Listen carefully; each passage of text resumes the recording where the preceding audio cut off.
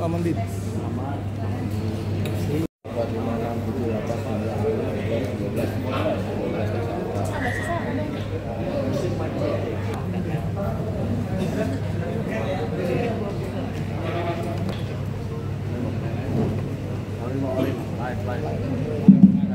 Bismillahirrahmanirrahim. Assalamualaikum warahmatullahi wabarakatuh.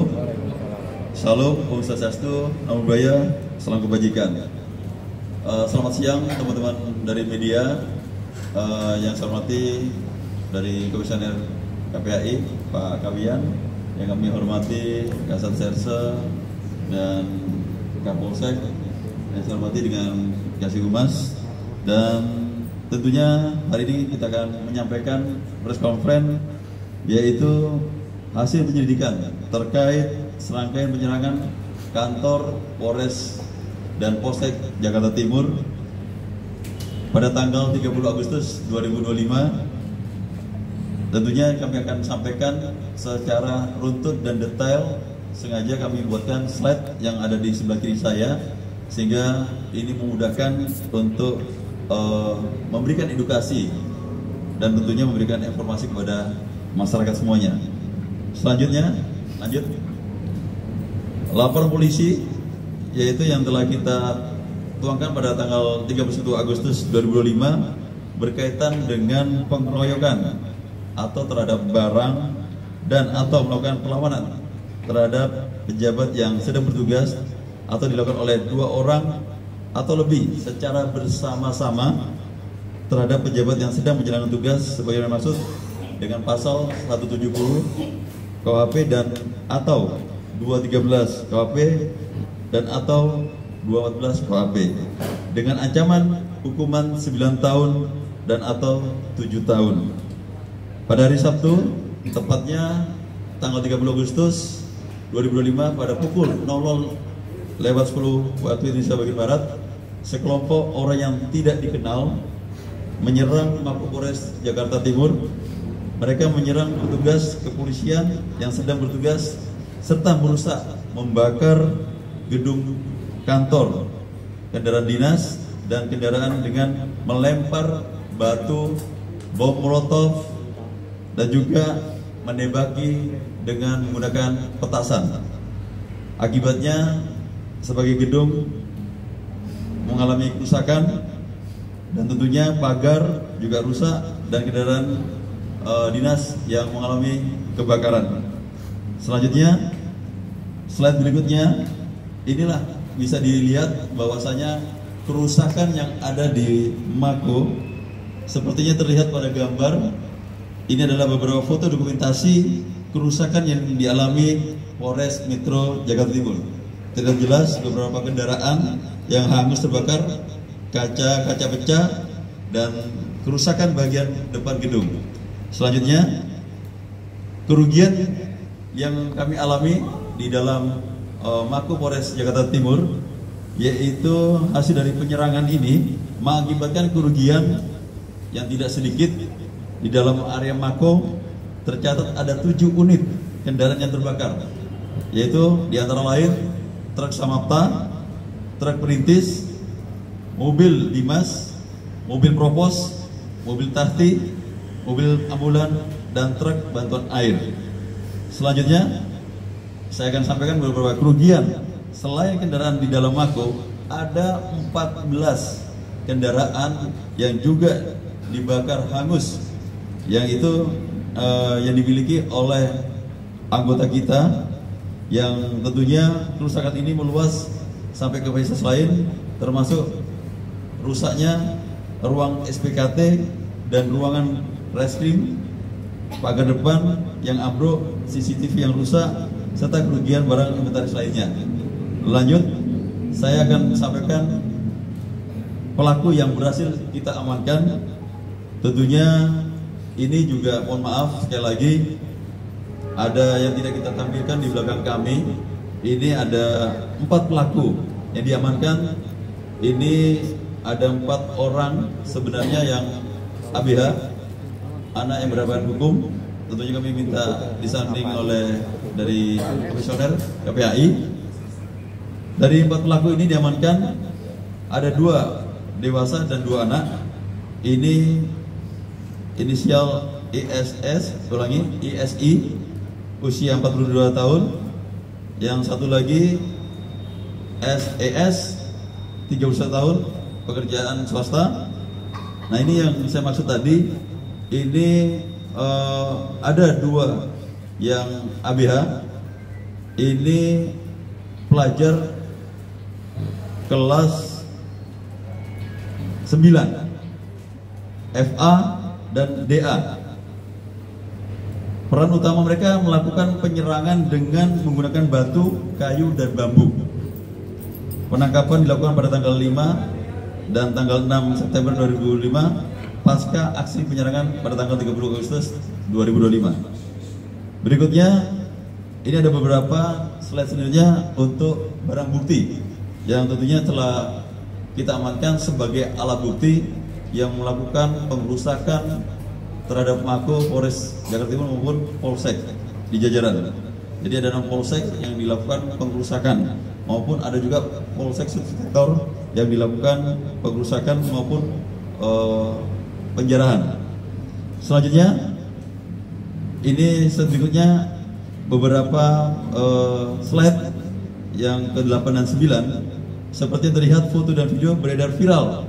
Ada tuduhan bahwa pelaku penyerang Mako Polres Metro Jakarta Timur tewas ditembak. Namun kita sampaikan secara tegas, sebaliknya hasil dari interview pemeriksaan terhadap pelaku bahwasanya yang bersangkutan sebenarnya dikenai lemparan batu oleh orang lain atau massa dari kelompok. Jadi bukan pada saat tanggal 30 Agustus itu kami melakukan penembakan, tidak ada. Karena tidak ada kami melakukan penembakan, karena kami hanya bertahan. Namun amukan massa kepada Polres Jakarta Timur dengan pelemparan batu, bom molotov, dan petasan. Namun kami hanya melakukan himbauan dan untuk bisa membubarkan diri. Namun apabila masih tetap melakukan penyerangan, jika kami melakukan pembubaran dengan gas air mata. Selebihnya tidak ada. Dan itu sudah tertuang dari BAP yang bersangkutan dengan inisial I yang ramai viral di framing bahwasanya ada yang penembakan. Saya nyatakan tidak ada melakukan tembakan dari anggota kami yang melakukan hal tersebut. Lanjut dengan berikutnya, yaitu kronologis penyerangan Polsek Durin Sawit. Ini juga laporan polisi sudah kita terbitkan tanggal 2 September 2025. Pengeroyokan terhadap barang sama juga dengan pasal 170 KHP dan juga pasal 406 KHP dan atau 160 KHP dan atau 212 KHP dan atau pasal 21 KHP dengan ancaman hukuman 9 tahun, 2 tahun, 8 bulan, 6 tahun, 1 tahun, 4 bulan, dan 7 tahun.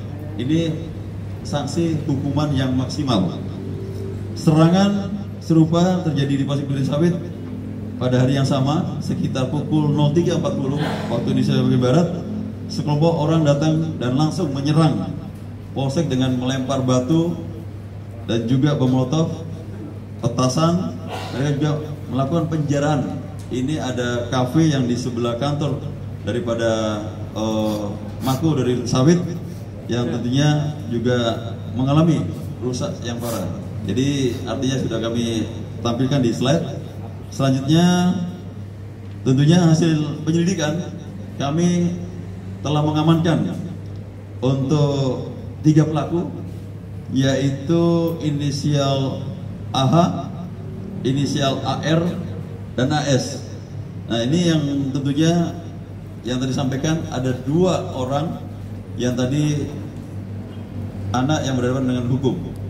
Tentunya sudah kita lakukan, diskusikan, dan kita sudah berkoordinasi dengan Dinas Sosial dan juga berkoordinasi dengan KPAI.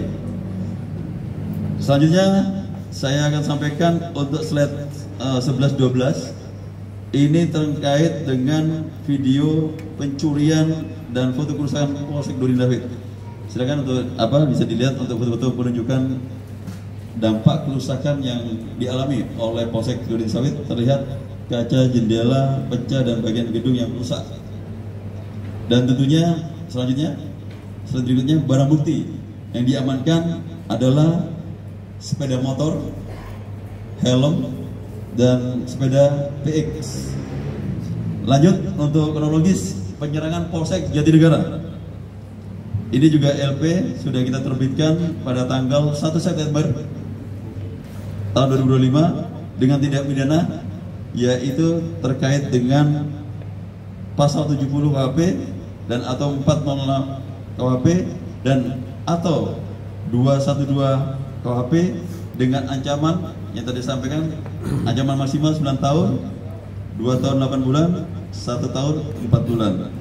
Penyerangan ketiga terhadap Polsek Jatinegara ini terjadi pada pukul 23.30. Kelompok pelaku menyerang dengan sama, melakukan dengan pelemparan batu, yaitu dengan membakar menggunakan bom molotov, dan yang terbakar yang mengalami perusakan terhadap beberapa barang inventaris dan juga pembakaran gabungan di depan Polsek. Selanjutnya, hasil dari pengungkapan kita dapat mengamankan, menangkap, dan tentunya 4 orang ini kita tetapkan sebagai tersangka, yaitu ada 4 inisial AR, SE, ST, dan RR. Masing-masing ini memiliki peran yang berbeda. Lanjut selanjutnya. Yang pertama, pelaku pertama ini sengaja membantu proses pembuatan 3 botol molotov di depan SPBU dan membeli 3 botol Juventusen untuk dijadikan wadah daripada untuk membuat bom molotov tersebut, dan membantu mengisi bensin ke botol dan menyiapkan sumbu kain. Ini yang untuk menjadikan pelemparan. Dan tentunya pelemparan bom molotov tersebut sebenarnya tadinya diarahkan di Kuitang, namun karena ada hasutan sehingga akhirnya melakukan tindakan di wilayah saat itu yang kami sampaikan di Jatinegara. Jadi sebelum menyerang di Polres Jakarta Timur, yang dilakukan itu terlebih dahulu adalah di Jatinegara. Dan tentunya beberapa yang terbakar yaitu 2 unit kendaraan bermotor yang terbakar. Pelaku kedua membantu proses pembuatan 3 molotov di lokasi yang sama, dan juga sebenarnya yang dilakukan bersama-sama saat itu sebelum melakukan di Jatinegara, melakukan di Kuitang. Selanjutnya sama juga pelaku kedua ini melakukan pembakaran yang di depan Polsek Jatinegara. Pelaku ketiga ini membuat rekaman video, nah ini, dan membakar Polsek Jatinegara, melakukan provokasi dengan meneriakkan kalimat bakar Polsek Jatinegara, bakar motornya, dan mohon maaf, polisi pembunuh. Itu teriakannya. Jadi bakar Polsek Jatinegara, bakar motornya, polisi pembunuh. Ini yang disampaikan, yang direkam melalui video yang dipublikasikan menggunakan aplikasi media sosial, sehingga memperkeruh situasi dan terhasutlah massa lainnya atau terprovokasi. Dan pelaku yang keempat ini adalah membonceng para pelaku pengerusakan dan pembakaran Polsek Jatinegara dan standby di motor, membantu para pelaku untuk melarikan diri dan ikut memprovokasi massa yang berteriak, mengajak, woi, serang, woi, serang. Seperti itu. Sudah terlihat di slide. Selanjutnya untuk slide berikutnya adalah barang bukti yang tadi saya sampaikan, sepeda motor yang dibakar, helm, HP, ada sepeda Vixen yang sebagai barang bukti, dan ini juga kerusakan. Selanjutnya Polsek Jatinegara Ini adalah foto-foto menunjukkan kerusakan gapura depan Polsek Jatinegara. Oke, sudah? Baik, saya akan menyampaikan yang penyerangan di Polsek Cipayung. Yang di Polsek Cipayung kita terbitkan juga LP pada tanggal 31 Agustus 2025 dengan pasal 170 KUHP, 406 KUHP, dan 363 KUHP dengan ancaman yang sama maksimal 9 tahun, 2 tahun 8 bulan, dan atau 7 tahun penjara. Ini tentunya di Cipayung, penyerangan dan pencurian di Polsek Cipayung terjadi pada hari Sabtu tanggal 30 Agustus 2025 sekitar pukul 01.55 waktu di bagian barat. Polisi mendapatkan bukti foto dari kejadian tersebut di mana salah satu pelaku berinisial DD terlihat menarik motor Yamaha NMAX milik anggota Polsek Cipayung dari halaman Polsek. DD ini berhasil ditangkap pada tanggal 6 September 2005 dan mengakui perbuatannya. Hasil kami periksa di BAP dituangkan. Polisi juga mengamankan pelaku lainnya yaitu inisial NR, YO. Perannya mereka termasuk melakukan siaran langsung di TikTok untuk mengajak massa bergabung serta melemparkan batu ke Polsek Cipayung dan pos polisi lainnya. Barang bukti yang kita amankan meliputi ada juga hasil penjarahan itu yang saya sampaikan tadi, yaitu dengan pasal 363 tameng polisi, jaket, topi, celana, sepatu, dan motor Yamaha Lexi milik pelaku, yaitu sebagai sarananya pada saat melakukan penyerangan atau pengerusakan di Polsek Cipayung. Selanjutnya untuk penyerangan yang di Polsek Ciracas, kita buatkan LP terbit tanggal 2 September 2025, yaitu dengan kita kenakan ke pasal 170 KUHP dan atau 406 KUHP dan atau 363 KUHP dengan ancaman 3 tahun, 2 tahun 2 bulan, dan 7 tahun. Yaitu di mana kronologisnya pada hari Sabtu tanggal 30 2025 pukul 01 waktu di bagian barat, sekitar 500 massa datang dengan sepeda motor dan mulai mendorong gerbang Polsek Ciracas. Mereka melempari polsek dengan batu, dengan petasan atau kembang api, kemudian masuk ke dalam untuk menjara barang inventaris, merusak fasilitas dan membakar kendaraan. Polisi berhasil mengamankan pelaku yaitu dengan inisial NR, YO yang juga terlibat dalam penyerangan ini. Mereka berdua melakukan siaran langsung TikTok untuk menghasut atau memprovokasi massa melakukan pelemparan batu ke polsek tersebut. Jadi barang bukti yang diamankan identik dengan yang ditemukan di Polsek Cipayung. Jadi tentunya bisa dilihat ada keterkaitan pelaku yang di Ciracas dengan Cipayung, ini ada kesamaan. Dan ini sudah kita lakukan pemeriksaan, ada kesamaan dalam berita acara pemeriksaan. Dan juga ada selanjutnya untuk penyerangan di Polsek Subsektor. Nah ini juga tentunya sudah kita buatkan LP, ada 3 yang terbit di tanggal 1 September dan juga ada di 2 September 2025, di mana kronologisnya adalah pada hari Sabtu. Jadi ini semuanya bersamaan ya, dari Polres Jakarta Timur hingga 6 polsek yang dilakukan perusakan, penjarahan, dan tentunya yang terutama yang dilakukan pembakar di Polres Jakarta Timur.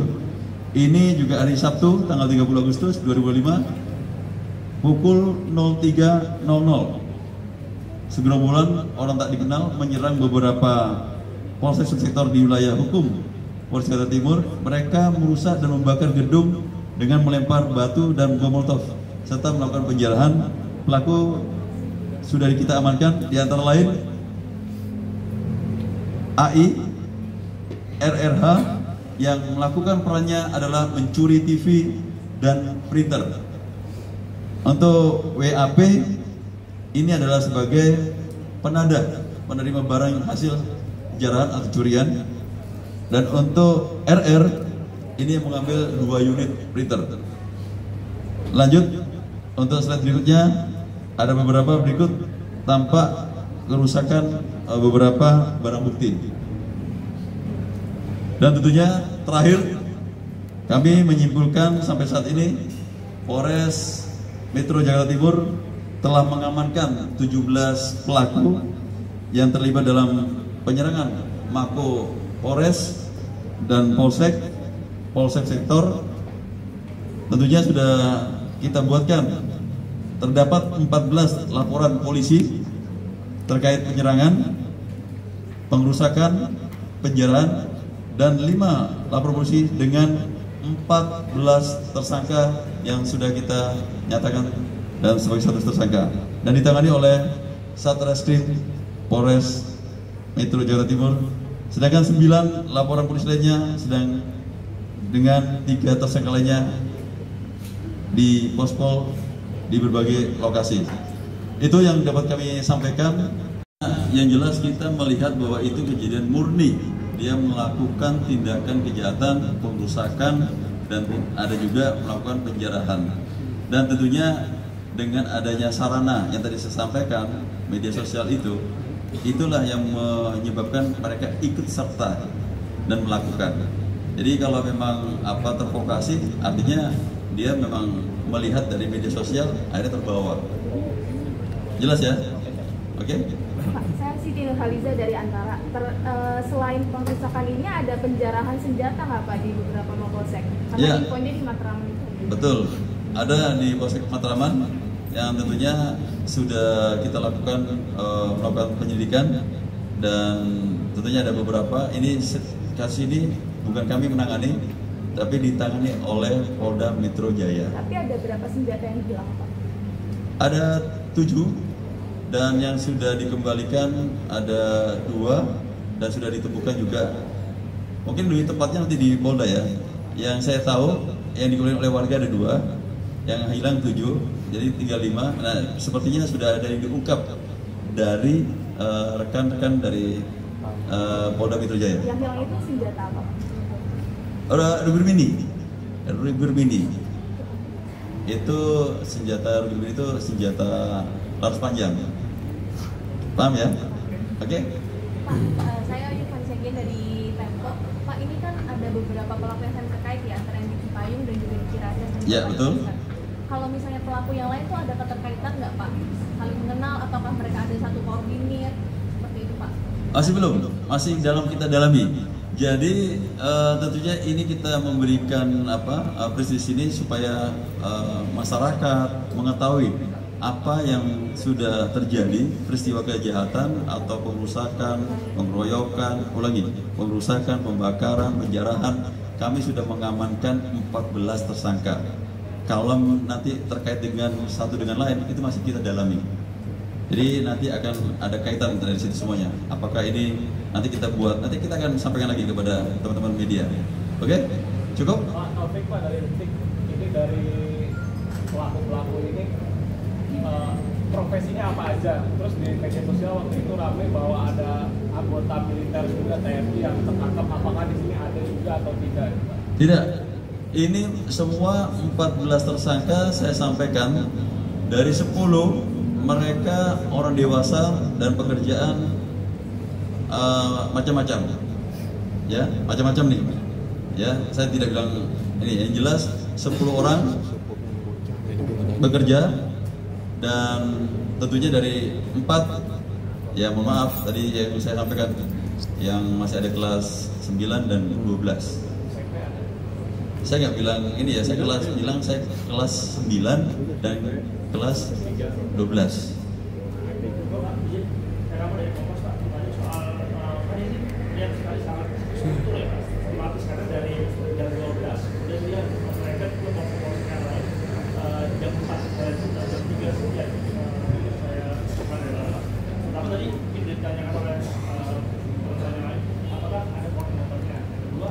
Apakah mereka ini pernah tercatat sebagai orang yang Ya.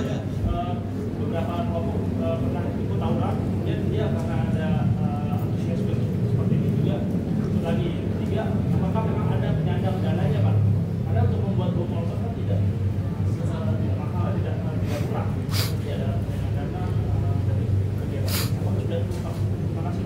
Ya, tentunya tadi disampaikan dari Kompas, nanti kita akan sampaikan, kita masih dalami. Tadi sudah ditanyakan untuk keterkaitan satu dengan lain, kami belum bisa menyampaikan bahwa adanya provokasi dan pendanaan masih. Tentunya perlu kami dalami dulu semuanya. Ini tentunya nanti akan kita kaji, analisa, dan nanti akan kita berikan informasi lebih tepatnya kembali. Kalau kerugian secara relatif berapa banyak? Kemudian ada tugas juga berapa yang dari petugas ada 2 orang di Jatinegara yang mengalami di pipi sebelah kanan yang pada saat dia melarikan diri atau escape jatuh dari lantai 2, dan kakinya ada 1 orang yang mengalami patah.